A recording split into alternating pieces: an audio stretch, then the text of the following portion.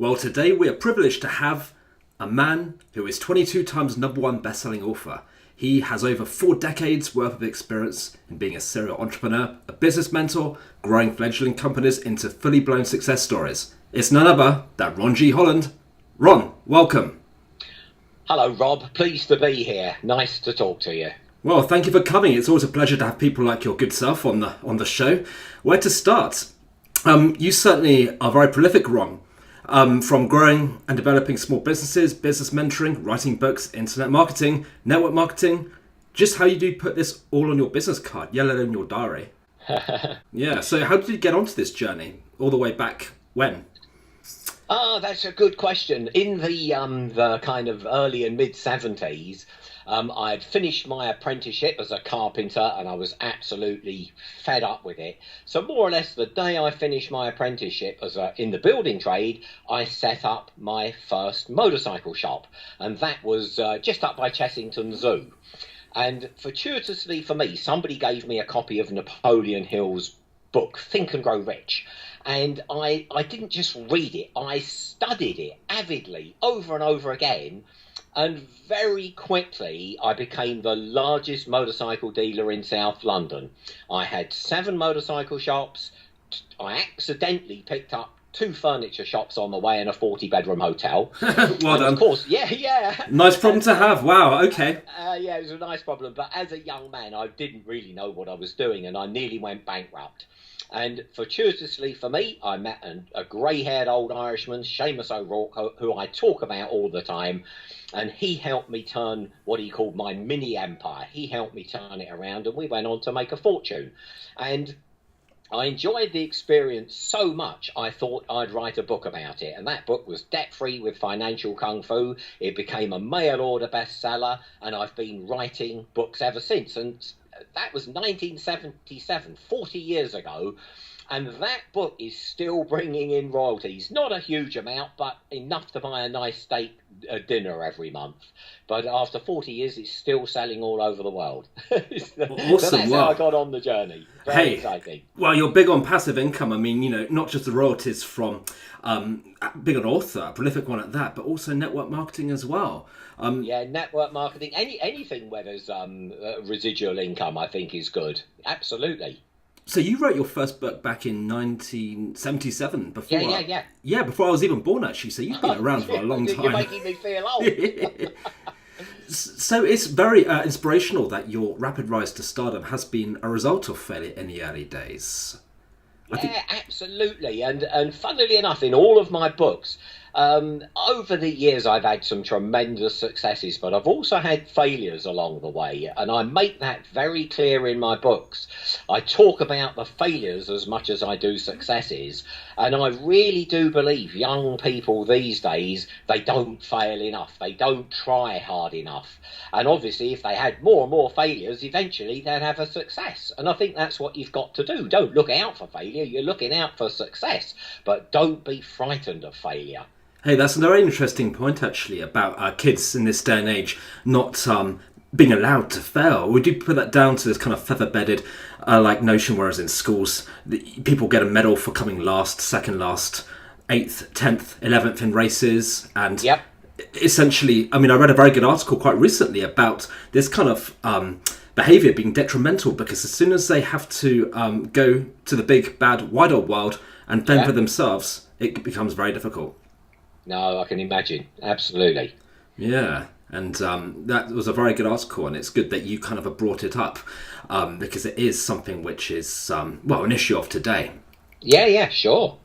So in your book, The Eureka Enigma, you discuss visualization techniques to help overcome obstacles and problems in business. Is it fair to say that you're an advocate of the view, whatever the mind can conceive, the mind can achieve? Absolutely, and I'd have to say, Rob, more than an advocate, I am passionate, and where that comes from is Napoleon Hill's Think and Grow Rich. And that book has sold millions of copies, and obviously I wrote Talk and Grow Rich. So over a 40-year period, I've talked to a lot of people who've read Napoleon Hill's Think and Grow Rich and gone on to read my book, and I've quizzed them about this saying, whatever the mind of man can conceive and believe, the mind can achieve. right? But unfortunately, Rob, most people start at the wrong end of the formula. They get an idea and they immediately start to achieve it, and they try and they try and they try, and many times, often as not, they fail because they've started at the wrong end of the formula. The formula is whatever the mind of man can conceive. So what do I mean by conceive? Well, conceive in mental images, visualizations of the thing that you're trying to accomplish. And it's not always easy for everybody to visualize, but that's what you've got to do. You've got to engage your right brain, because when you engage your left brain and your right brain, thinking in words and pictures, your mind then kicks in like a computer. It's what I call the biocomputer effect. So once you've conceived something, then you won't have any problem at all believing it, because in the conceiving of it, you will find a way of actually doing it. So therefore, it's easier to believe it. So when you've conceived it and believed it, the achieving of it happens more or less instantaneously. And that's what they call the kind of the law of attraction. Getting into that space where you're conceiving things, the belief happens, and then the materialization happens. So if I've got a very strong message, it's saying to people, start at the right end of the formula, start putting all your mental energies into conceiving things, not trying to achieve things, and it'll be a lot easier for you. So you'd say engaging the right brain as well, which is more the emotional side. Would you say, to not sum it up, that you've got to feed it as well, visualize where you're going to be? Absolutely. I think you've got to use both. And I'd like to even add more to that. Yes, you've got to do your visualizations, your affirmations in the left brain, over and again, affirmations. Then you've got to kind of visualize what it is you're trying to achieve. And in a way, Rob, that is putting the input into the mind, feeding the mind. And I think people are good at that. And they listen to audios, they watch videos, they have mastermind groups, they input. But what they don't do, or many of them fail to do, is listen to the output. Because obviously a computer has got to have input, but it's got to have output. So the output of the human biocomputer comes in the form of eurekas, epiphanies, ideas, hunches, inspirations, but you can't really hear it because it is the small, still voice. So the only way to listen and hear the output is, if you like, and I wrote about this in Talk and Grow Rich in 1981, I'm almost embarrassed to tell you, in silence, stillness and solitude. And as Edison said, when you become quiet, it just dawns on you. Right now, most people are so busy in their lives doing the webinars, doing the seminars, listening to the audios in their cars, in their university on wheels. They get themselves so busy they forget to listen to the output. And when I'm mentoring people, I really say you've got to start listening for hunches, ideas, inspirations, that small, still voice. And that's a missing bit for a lot of people. Wow, fascinating. I mean, I can relate to that certainly. I'm from Cornwall originally, and I've moved to London, and I find that I achieve more in the quietness and relative solitude of Cornwall in my day than I do working in London. Doing nothing different. It's just when I escape from the hustle and bustle of city life, surrounded by people rushing around and being caught up in this perpetual motion, I find that when I escape that, my brain opens up. Absolutely. And if I may, Rob, I'd like to give you a couple of examples of that. One of my big heroes, and it's timely and topical now, sure. Donald Trump. When you study him, he spends 4 or 5 hours every morning in solitude on his own, with all the phones off, nobody coming through the door, no men, no women, nothing. Just 5 hours on his own, planning the day ahead, right? Another one to do that, and he died recently, billionaire Felix Dennis, an incredible guy. He would go into no mind, and he says, obviously he had loads of publishing businesses, all sorts of things, but he says his most creative time was when he was on his own on his boat. He used to just kick back, put the kettle on, no phone calls, no secretaries, nothing. Silence, stillness and solitude, listening to the output. And in his book, How to Get Rich, I think it's called, he mentions that a number of times. Get into no mind. He doesn't call it no mind, he calls it something else, but it's this state of mind where you're deliberately not thinking of anything, just listening to the output. Powerful stuff, powerful. I can understand. So for people listening right now who might be living in the city, wherever it might be in the world, I mean, would it be fair to say like an equivalent of doing that might just be going for a run or working out where you just don't think, you escape from the kind of the Rob, you've hit the nail on the head. And the funny bit about it is everybody's different. So it might be a run, it might be a swim, it might be a bicycle ride. It could be anything. Everybody's got to find it. Could be playing the piano, could be sitting in the garden, could be just meditating. Everybody's got to find that silence, stillness and solitude for themselves. And we're all different. Everybody's wired up differently. Don't forget, in our billion-dollar biocomputers, we've got 100 billion cells, and no two biocomputers are wired up the same. So everybody's got to find what works for them. And you've got to work with it. You've got to find how to get that space, what I call going into the vortex, where you can really hear the output, the big ideas, the hunches and eurekas. And of course, when they come, you've got to follow them through. And if you like, that's one of my big success secrets. I get an idea to open a shop or write a book, I absolutely get on with it immediately, because of course action is one of the crucial components of success. Action, action, action. Absolutely. So I mean, it's fair to say, I mean, certainly from my own experiences, when you're trying to force an idea, it doesn't happen. But say if you literally just let the idea come to you, yep. I mean, that really kind of is applicable to what we're talking, or what you're talking about here. About escaping. Very much so. Very much so. So I think, would it be fair to say that now it's more important than ever to escape the hustle and bustle with the world of WhatsApp, Facebook, like smartphones pinging all the time. Literally, we live in very fragmented worlds with different snippets of news coming through, different messages on different mediums, all kind of like fragmenting a linear way of thinking, is it fair to say? Absolutely, absolutely. And don't forget, I've got computers, I don't know how many mobile phones I've got. It's a nightmare. But I've got the savvy to walk out and just leave it all behind. And when I go for a walk in the country or drive in the country, you don't think I take my mobile phone with me? Absolutely not, right?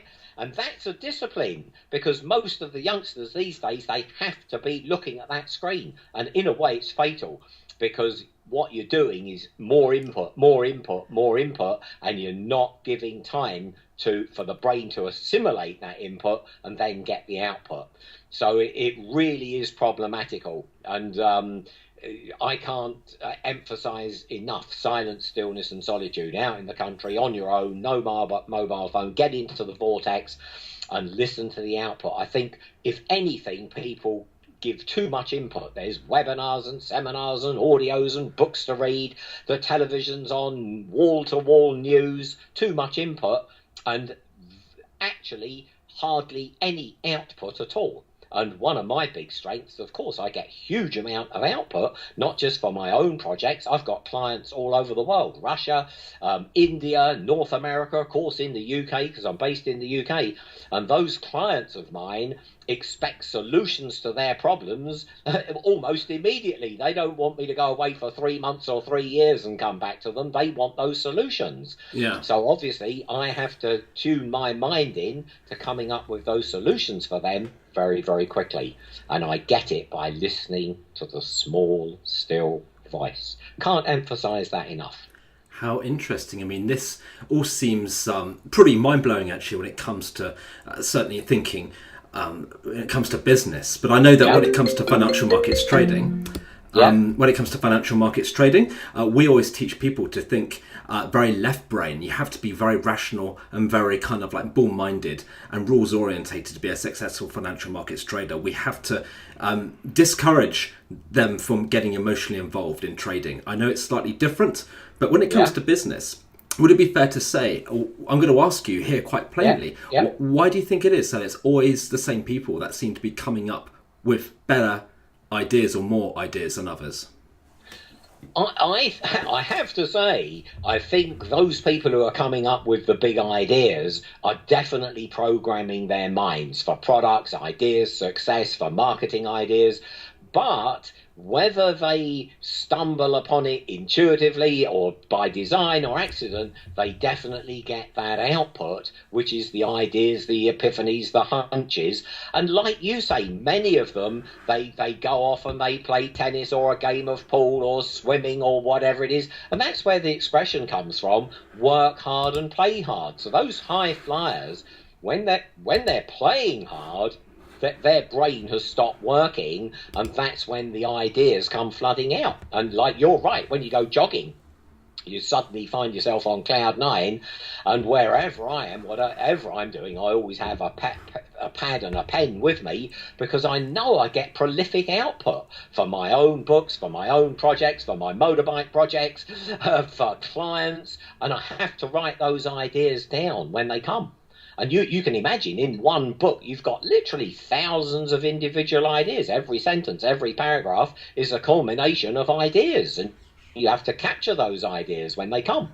And it's a result of putting the input in, but deliberately listening to the output. Oh, I understand. This is all very interesting stuff. I mean, it's no coincidence, of course. I mean, I was reading in Forbes magazine that, like with people who try their hand at financial markets trading, that 90% of startup businesses ultimately fail. And it's the same with people who go to the markets and try and trade. Why do you think that most people get it wrong in business? Do you think it's largely down to this? It's an interesting question, right? I don't necessarily think people get it wrong. What I do believe, and I really believe this, and I've witnessed it over a 40-year period. I'm a business mentor for a long time. Ever since that first book came out 40 years ago, people give up too quickly. They really did. The slightest little problem, and they run away and find another mountain to climb. Now, Napoleon Hill makes a real good point of it. Don't forget, Think and Grow Rich is the granddaddy of all of the books written in 1947. I love it, and everything around is based on that book in one way or another. And he talks about this persistence and not running away and finding another mountain to climb. Stick at what you've got and somehow find a way of getting to the top of the mountain, circumventing the mountain, tunneling underneath the mountain, but don't turn your back on the mountain and look for another mountain to climb. Stick with it and solve the problems that are in front of you. So I really do believe that, and I don't think people will find their success in their calling until they learn that stickability.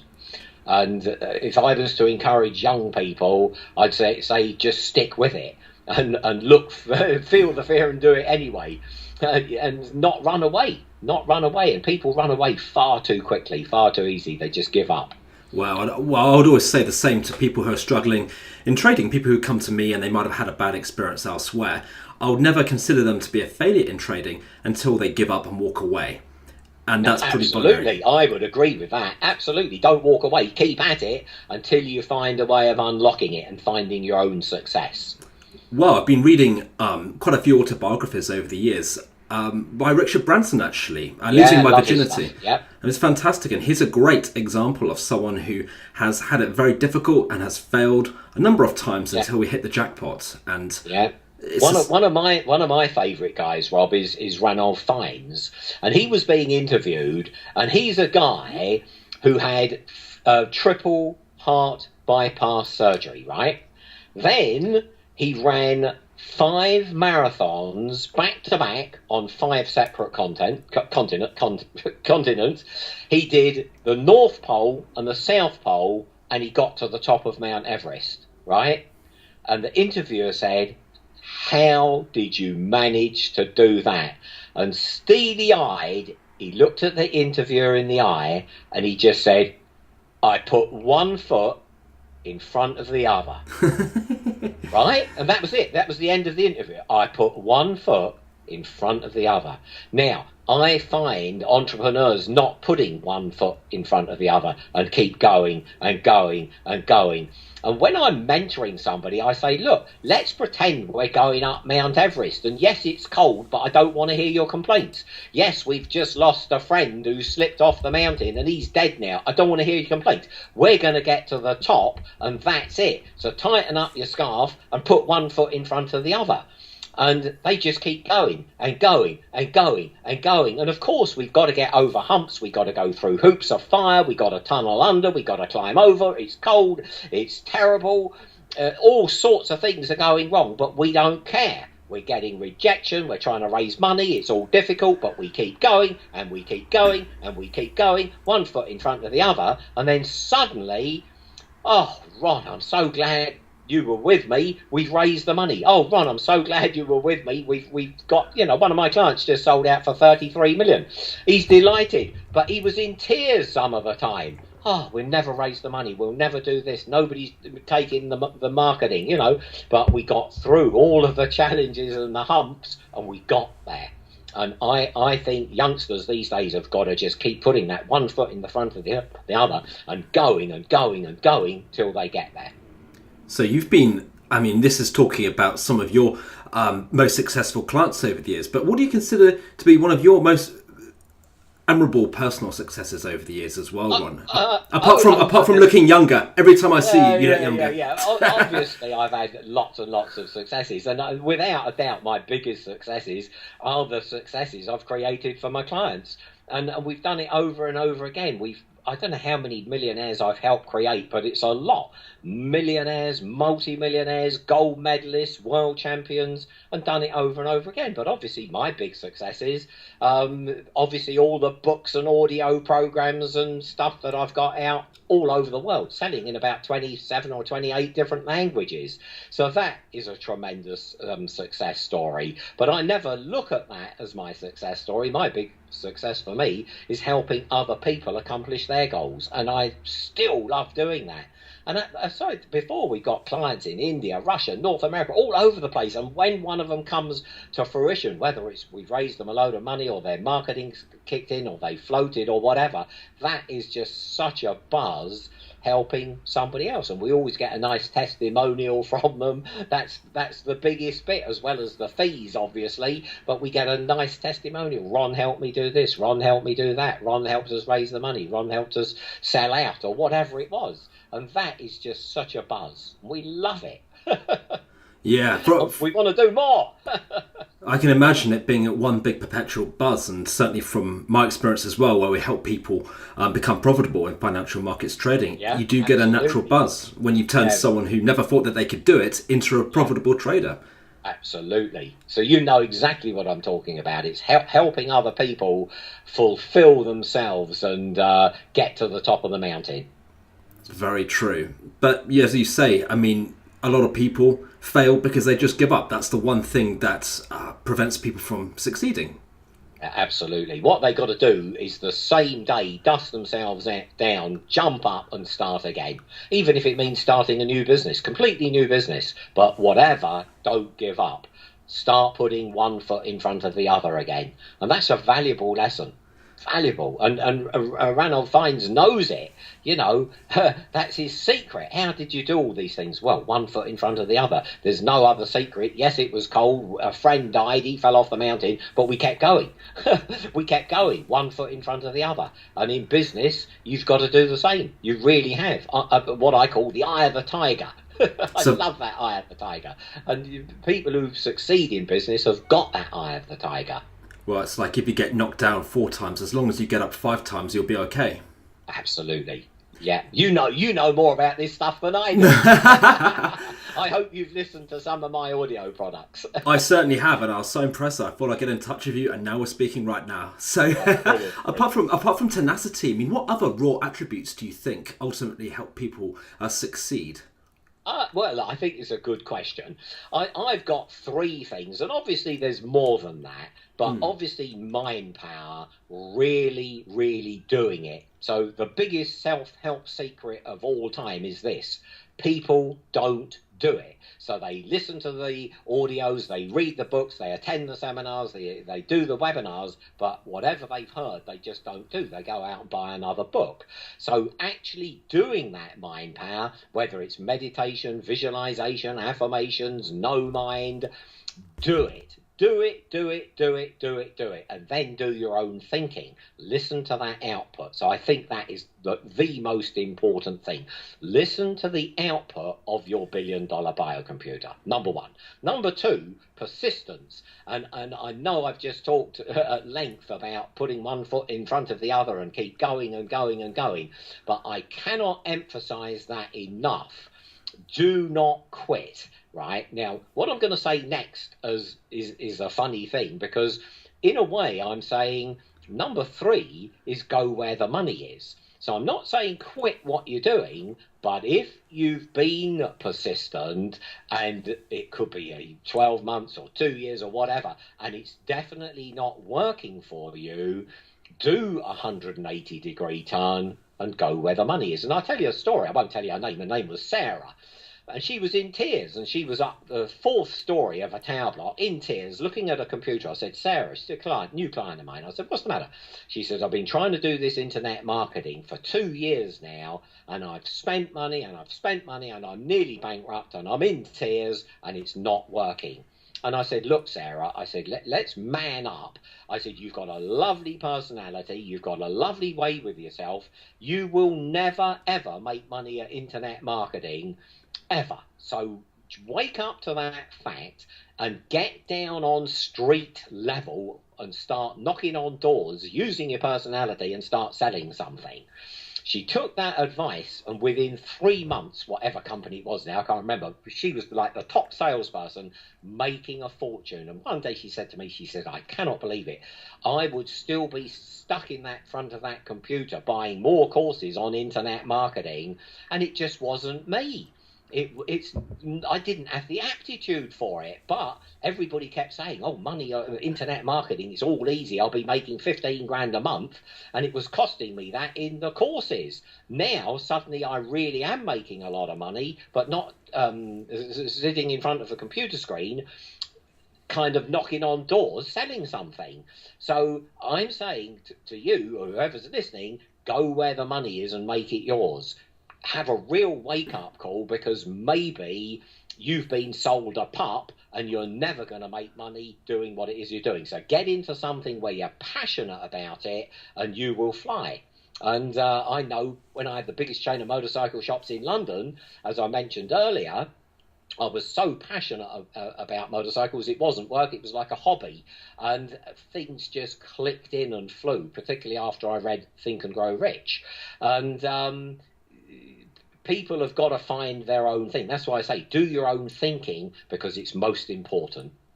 Sure. Well, I think we can all relate to some of the lessons learned. And what a great story with Sarah.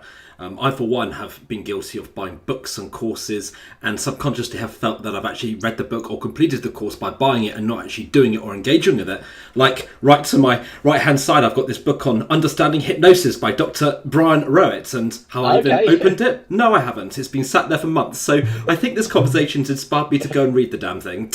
Good. I'm a great believer in not just reading, but studying. But then you've got to visualize and you've got to perform. You've got to get out there and do the stuff and listen to that. With all that input you're putting in, listen to the small, still voice. And just that tip alone, that's where the $1 million ideas come from. That's where the ideas for books come from. That's where the ideas for new businesses come from. Listen to the small, still voice in silence, stillness and solitude. And that silence, stillness and solitude, I wrote about that in Talk and Grow Rich in 1981. I'm almost embarrassed to tell you how long I've been around. Well, like I said to you earlier, you look younger every day. I'm working on it. So just moving forward, I mean, when it comes to like the present and the current climate, whether it's technological or political, I mean, what external challenges can people really expect to face in the years forthcoming? It's a very good question, Rob. And I tell you, the people I talk to, it doesn't matter whether it's a change in currency, whether it's 9/11, whether it's Brexit, whether it's Trump. They're just looking forward to the future, and they know they're going to succeed and make money no matter what is thrown at them. Then there's always the other half of the people who, this Brexit, this is going to destroy our businesses. Trump's in the White House, we've had it. And all I'm saying is what you got to do is have a different mindset. You've got to set your sails athwart. No matter what is happening externally, you're going to win anyway. And that is the attitude people have got to adopt if they're going to fly in business, right? External challenges, they don't affect me. So me personally, I hardly ever watch the television. I hardly ever buy newspapers. I'm not really interested in what's happening externally. I'm really not. I'm absolutely focused on my clients' businesses, helping them. I got the eye of the tiger, and all of these kind of, if they are problems across the globe, let them get on with it. I'm a problem solver, not a problem maker.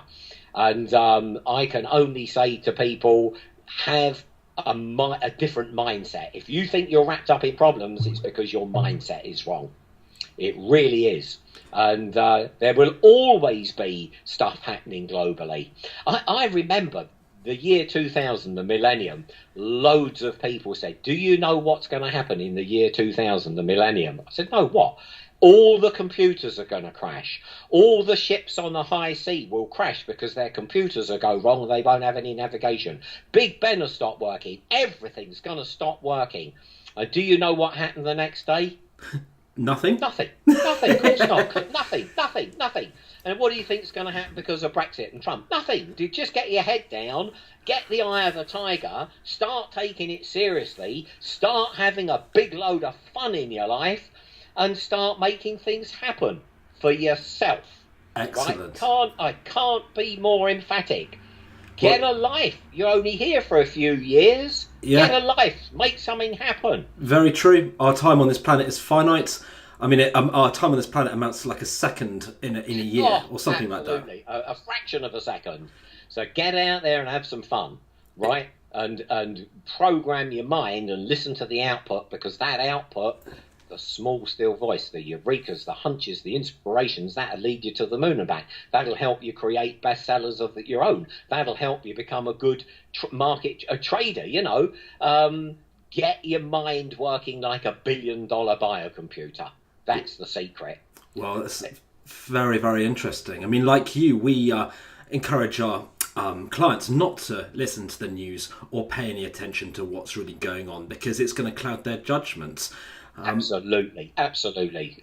With you 100% on that, Rob, 100%. And I remember, like, even at a seminar back in the height of the financial crisis, sure enough, people were running around like headless chickens, afraid of what was going to happen next. But actually, I think a lot of people's personal economies were fine. The problem is people were afraid because of the hype that was whipped up in the media. And I think that recessions are generally perpetuated by that. Absolutely. Yeah, and you're getting the same now with Brexit and Trump, and the national, the press, the mainstream media are making a field day out of it, an absolute field day, and it's a nonsense, absolute nonsense. And like I say, I'm talking to people now who are interested in success, making money, having fun. Just get eye of the tiger yourself on your own business and start making some things happen, and get yourself into a different paradigm. Get into that zone, get into the vortex, get into the success mode. You've had enough of failure and poverty. Now's the time for abundance and success and fun. And that's where we take our clients, and we do it over and over again. Fantastic. So get yourself down there and make it happen. Ron, absolutely. That's very wise words, and they'll be the watchwords for this interview. Thank you so much, Ron, for taking time out of your busy schedule for joining us this afternoon. Lastly, for further information, I know a lot of people who'll be watching this will be looking for more information about your good self and what you offer. Where can listeners specifically find you? They can find out all about me and my business mentoring services at strategicbusinessmentoring.com. strategicbusinessmentoring.com, all one word. Fantastic, Ron. And that's what I do. That's what I do, and I love it. And it doesn't matter what sector it's in, whether it's property, whether it's retail, whether it's internet. We've had successes right across the board in countries all over the world, you know. And a lot of it is to do with mind power. Absolutely. Well, it all sounds very interesting, and I'm going to be devouring some more of your books after this interview has taken place. I've only got 18 to go. One more thing, Rob. You mentioned the Eureka Enigma. That book is now called The Millionaire Within.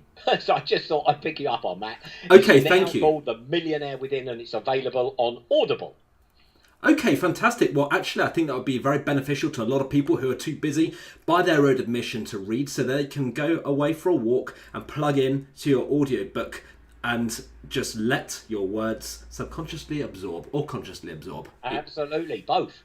Absolutely. Fantastic, Ron. Thank you so much.